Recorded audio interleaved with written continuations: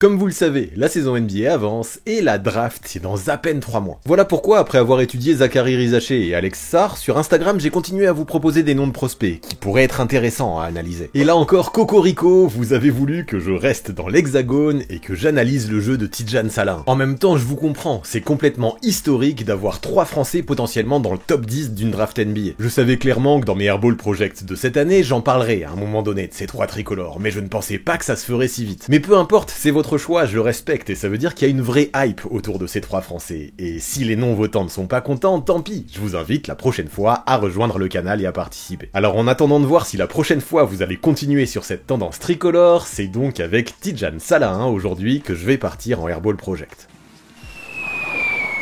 Le format, vous le connaissez, et la première étape, comme d'habitude, ce sera de vous donner un maximum d'infos sur le joueur. Ensuite viendra le gros du sujet. On parlera de son jeu, à Tidjane, de ses principales qualités, mais aussi des principaux points qu'il a à travailler. Enfin, pour finir, on essaiera de le comparer à un autre joueur de la NBA actuelle pour voir ce que ça donne, histoire que vous visualisiez mieux son profil, et d'essayer de voir dans quel team aussi, dans la grande ligue, il fitterait le mieux. Tout ça, ça va nous donner des éléments pour sortir la boule de cristal et essayer de prévoir son avenir, pour conclure. Et vous l'imaginez bien, j'ai déjà une idée plus ou moins précise de là où je veux aller. Encore une fois, nous avons un programme très chargé, alors ne perdons pas plus de temps. Tidjane Salahin peut-il à terme devenir une arme offensive de choix en NBA ?